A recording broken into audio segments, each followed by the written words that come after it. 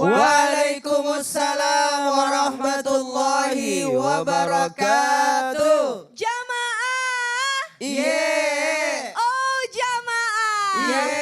Alhamdulillah. Raditu billahi robba wabil islami dina wabi Muhammadin sallallahu alaihi wasallam nabiyya wa rasulah. Allahumma sholli ala sayyidina Muhammad wa ala ali sayyidina Muhammad. Jamaah. Iya. Nah, berbicara tentang kesehatan mental nih. Sayangnya di Indonesia kesehatan mental itu kurang diperhatikan seperti kesehatan fisik. Padahal efeknya dan dampaknya juga besar, khususnya bagi para wanita. Karena faktanya menurut data nih, banyak sekali kecenderungan wanita-wanita yang memiliki ketidaksehatan mental. Nah, makanya tema kita pada pagi hari ini adalah jaga mental para wanita. Nah, sebelum kita belajar nih bersama dengan guru-guru kita, ada Ustadz Syam. Assalamualaikum Ustadz Syam. Waalaikumsalam warahmatullahi wabarakatuh. Apa kabar? Alhamdulillahirabbil alamin. Celananya baru kayaknya. Celananya baru. Ada Ustadz Maulana dan juga ada Ustazah Nada. Nah, ini guru-guruku, kita lihat dulu yuk artikel yang berikut ini. Nah, kita lihat nih. Ini adalah artikel tentang, innalillahi wa inna ilaihi rajiun, kondisi kesehatan mental ibu yang menghabisi 3 anaknya. Nah, ibu berinisial KU, Kecamatan Tojong, Kabupaten Brebes, Jawa Tengah yang menggorok leher 3 anaknya pada Minggu 20 April lalu belum ditetapkan sebagai tersangka. Polisi masih menunggu hasil pemeriksaan kondisi kejiwaan ibu tersebut. Nah tuh, belum dilakukan pemeriksaan akibat kondisi kejiwaannya, kata Kapolres Brebes AKBP Faisal Febrianto Selasa 22 April 2022. Akibat peristiwa itu 1 anak KU meninggal, sedangkan 2 anak lainnya dirawat di RSUD Prof. Dr. Margono Purwokerto Banyumas. Menurut dokter spesialis kesehatan jiwa RSUD Dr. Suselo Slawi dari Glory Immanuel, KU masih bisa diajak berkomunikasi. Bahkan KU juga menceritakan tentang usahanya yang terdampak pandemi COVID-19. Tuh, Ustadz Maulana, sedih sekali ya kita baca artikel ini. Aduh. Videonya juga udah viral, video ibu tersebut nangis-nangis cerita tentang suaminya nih. Nah makanya kalau seorang wanita itu kalau capek dipendem kadang-kadang diekspresikannya melalui tangisan nih Ustadz nih. Ya kan, apakah seorang wanita yang nangis itu bisa disebut sebagai tanda-tanda seorang wanita tersebut mulai lelah mentalnya. Lalu seperti apa sih tanda-tanda seorang wanita udah mulai lelah mentalnya Ustadz? Mohon tausiahnya. Makasih banyak Kak Caca. Kak Caca ya. Iya. Aduh. Jangan panggil ibu di sini ya. Kak Caca, Ustazah Nada, Ustazah. Bismillahirrahmanirrahim.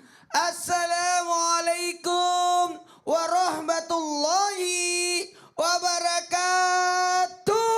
Waalaikumsalam warahmatullahi wabarakatuh. Jamaah. Yeay. Oh jamaah. Yeay. Alhamdulillah. Alhamdulillahirabbil alamin. Allahumma shalli ala sayyidina Muhammad wa ala sayyidina Muhammad.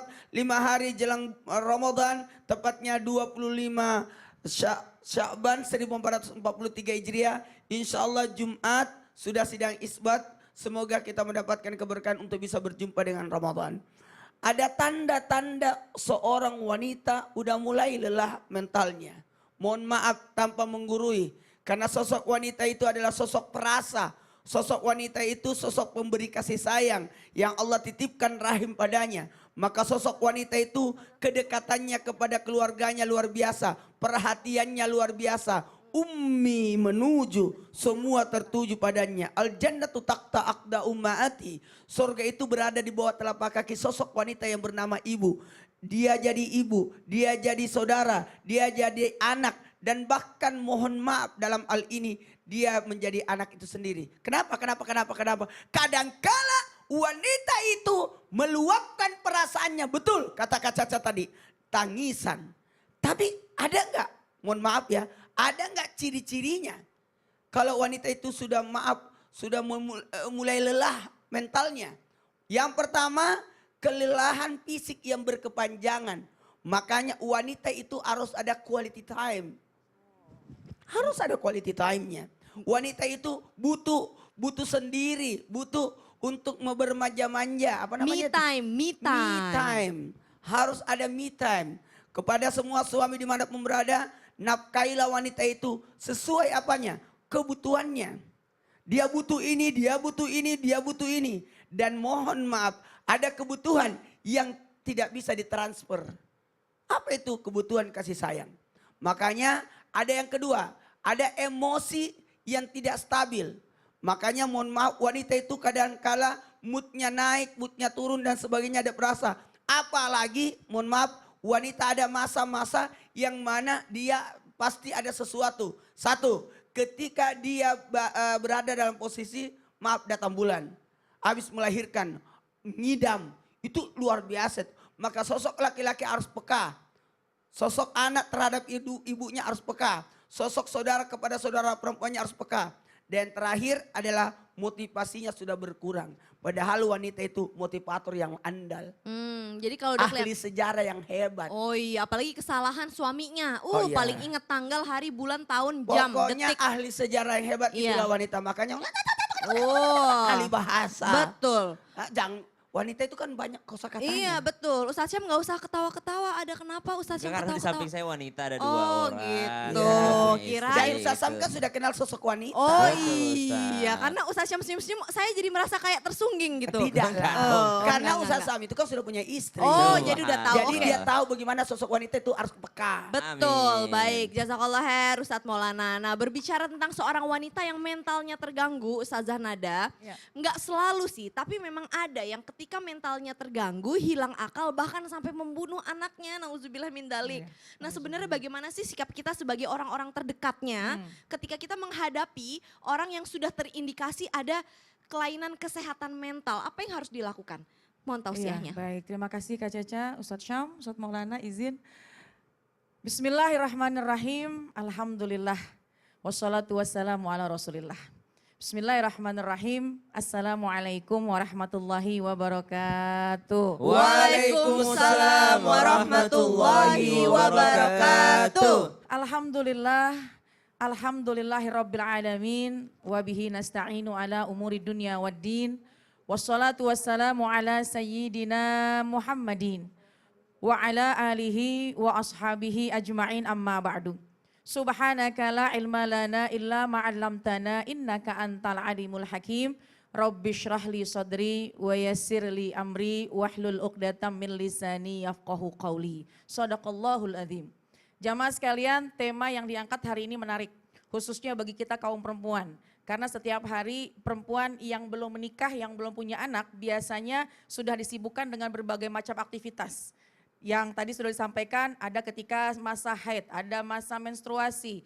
Kemudian ketika sudah menikah, tambah lagi pekerjaannya. Ketika sudah memiliki anak, tambah lagi pekerjaannya. Dan memang wanita ini istimewa, bisa mengerjakan berbagai macam pekerjaan dalam waktu yang bersamaan. Tapi terkadang ini dampaknya ini kurang baik. Sehingga lelahnya ada, capeknya ada, pengen marahnya ada. Lalu bagaimana, apa yang harus kita lakukan? Tentunya kita bisa melihat lingkungan sekitar, keluarga, teman bisa melihat. Kalau sekiranya nih ada seorang wanita yang pertama marahnya itu tidak normal, marahnya tidak wajar. Artinya apa?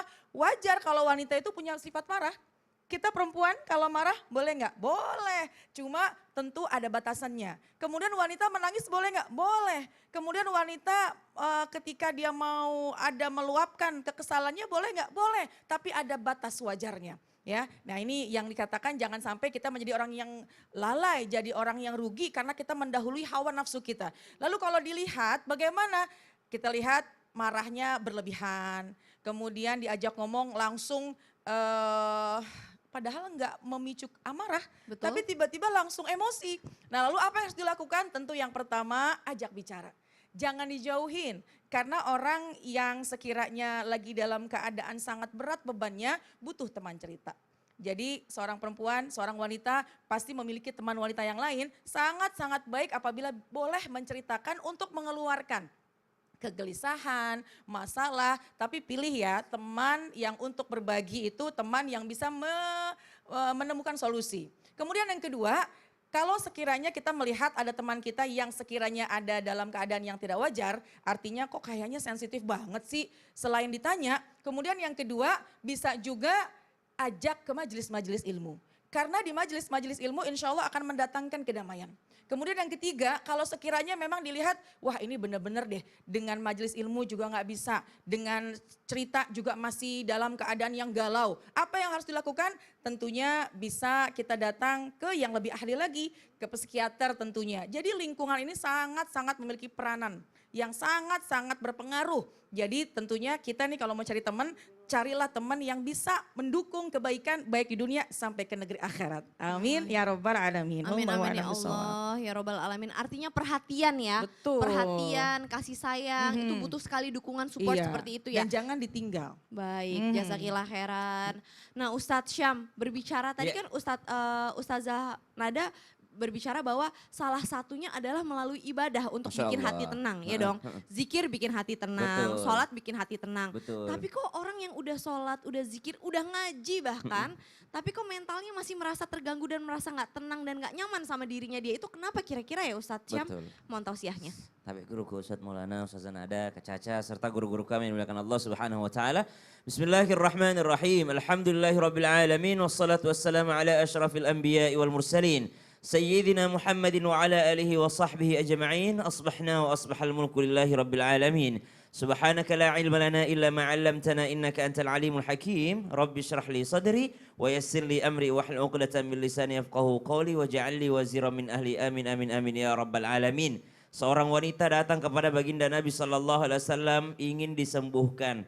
Ya Rasulullah, doakan saya punya kelainan mental. Saya punya kesehatan mental saya terganggu ya Rasulullah. Doakan saya supaya saya bisa beribadah lebih tenang lagi ya Rasulullah.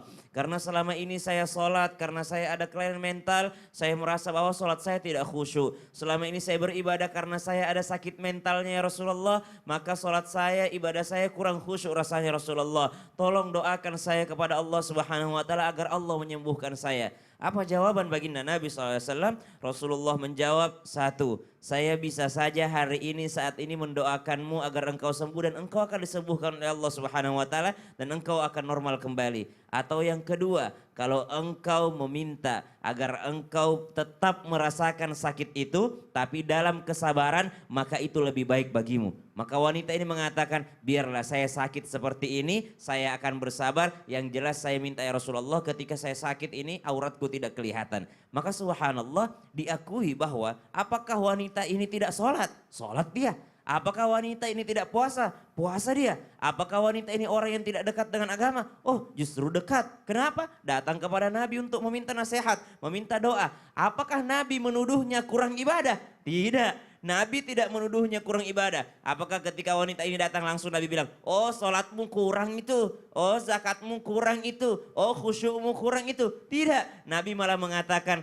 Nabi mengakui penyakitnya, lalu Nabi mengatakan, saya bisa mendoakanmu agar sembuh, tapi kalau engkau bersabar itu lebih baik. Berarti di antara kita memang ada orang-orang yang terkena jiwanya. Di antara kita ada orang-orang yang sedang terkena mentalnya. Alih-alih Rasulullah menyuruhnya meningkatkan ibadah, Rasulullah menyuruhnya untuk bersabar. Maka penyakit mental ini mestinya kita datang kepada psikolog atau psikiater, kepada ahlinya. Untuk apa? Untuk bertanya, untuk meminta obat, untuk curhat, menceritakan segalanya. Karena tidak dipungkiri, di masa Rasulullah pun ada wanita yang seperti itu. Maka kita jangan pernah ngejudge orang, tiba-tiba kita langsung mengatakan, paling dia kurang berzikir itu. Hatinya tidak tersambung kepada Allah. Paling dia kalau sholat cuma gerakan aja, tapi hatinya tidak khusyuk. Belum tentu, karena memang ada orang-orang yang diuji oleh Allah Subhanahu wa taala melalui penyakit mental ini. Maka yang pertama, berbaik sangkalah kita kepada orang lain.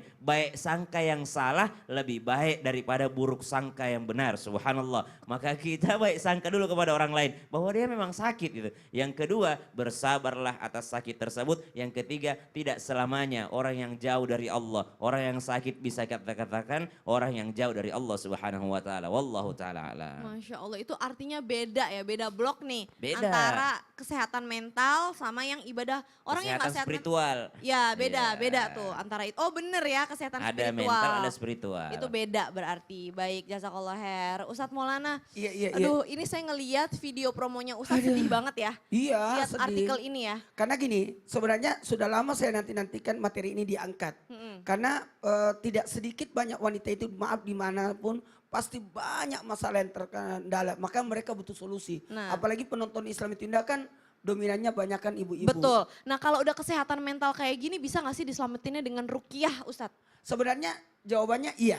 Karena bisa jadi ada faktor maaf makhluk gaib dan sebagainya. Jadi kita akan bahas teknik dan caranya setelah yang satu ini. Setelah yang satu ini, jadi jangan kemana-mana, tetap di Islam itu Indah. Jamaah! Yeah. Oh jamaah! Yeah. Alhamdulillah.